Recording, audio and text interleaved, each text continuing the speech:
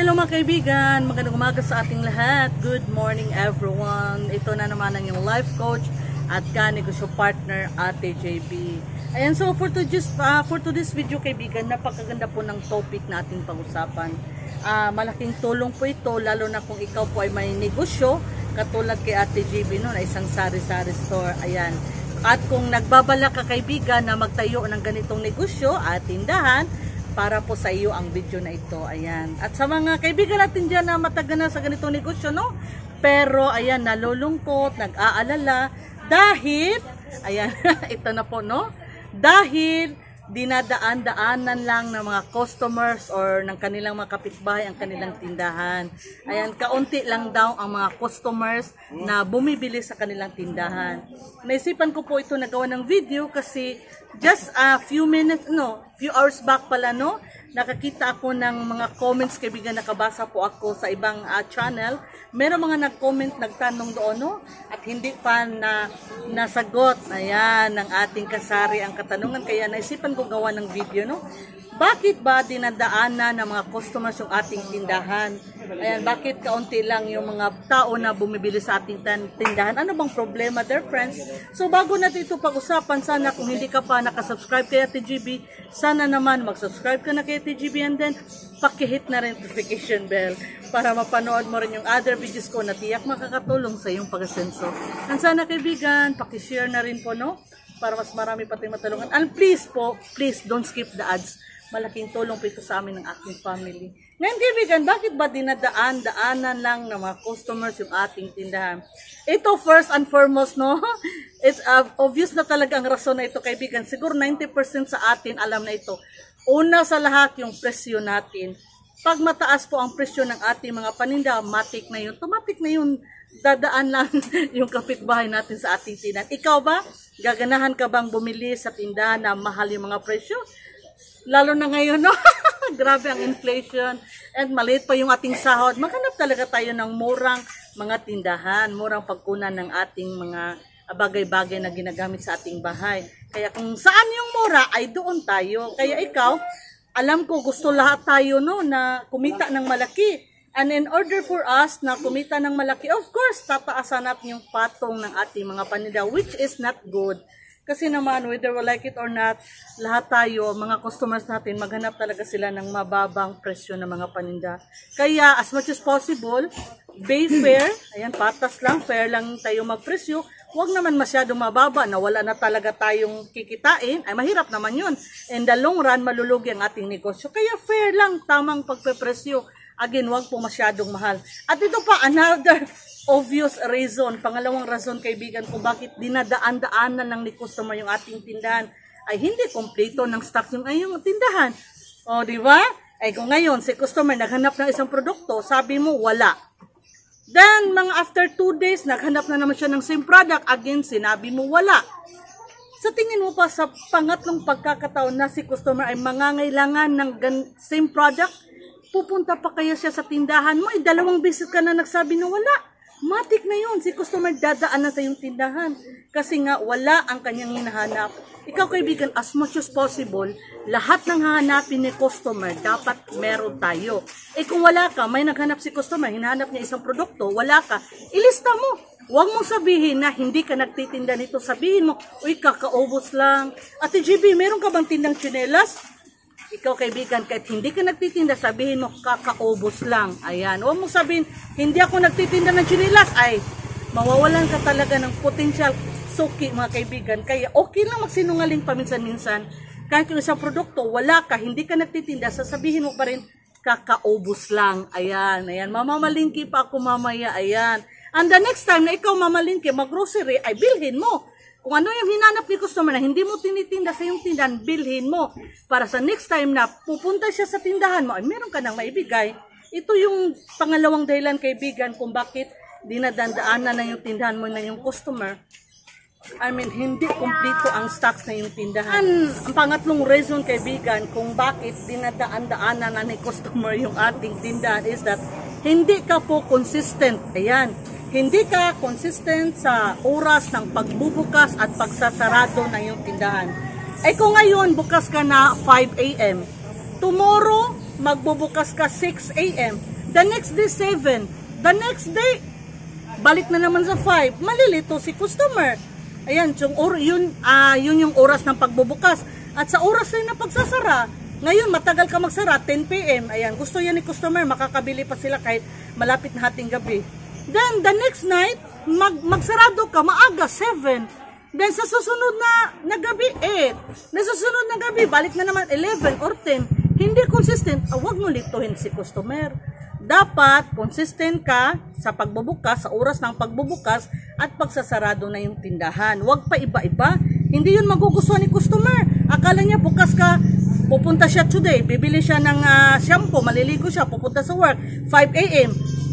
Sasabihin sa sarili niya, pupunta ko sa tindahan na TGB, bukas na yun kasi kahapon, bukas na siya 5 a.m. Ngayon, pagpunta ni customer, sarado ako, hindi kasi consistent, kaya ayan, si customer, hindi yun magugustuhan, pupunta sa ibang tindahan. Kaya dapat consistent po tayo sa oras ng pagbubukas at pagsasarado ng ating tindahan. At ito kaibigan, number 4, Number 4, no, ikaapat na bagay kaibigan kung bakit kaunti lang customers, no, sa ating tindahan, dinadaanan lang yung ating tindahan, is that yung hindi maganda ang pakikitungo natin sa ating mga customers. Ayan.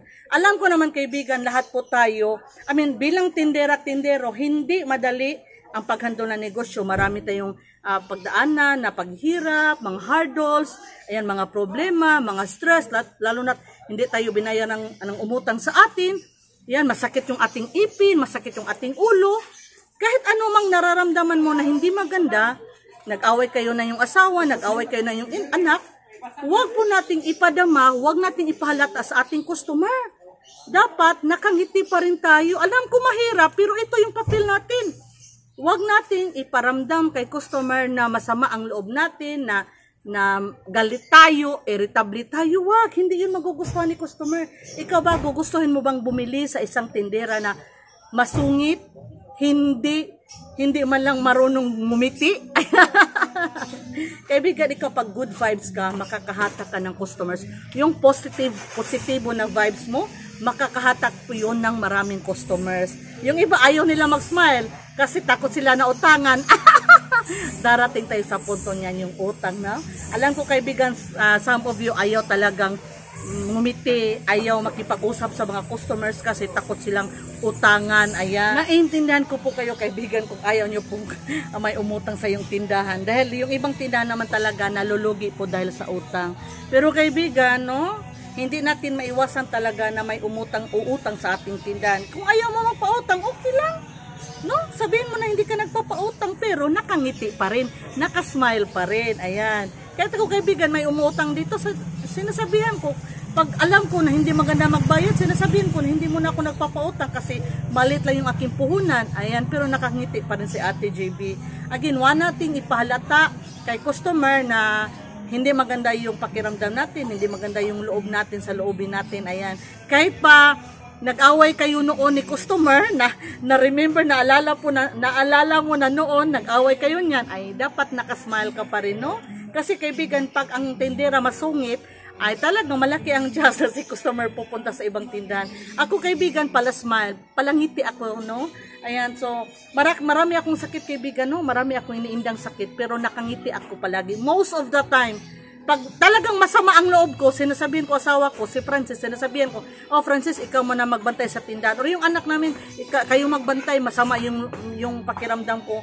May mga pagkakataon kaibigan na sinusumpong si Ate GB, hindi maganda yung pakiramdam ko, masungit ako, ayan, galit ako, irritable ako. Pag nararamdaman ko na hindi maganda pakiramdam ko, ay talagang pumupunta ako sa aking kwarto, sa aking bedroom. At si Francis yung nagbabantay dito.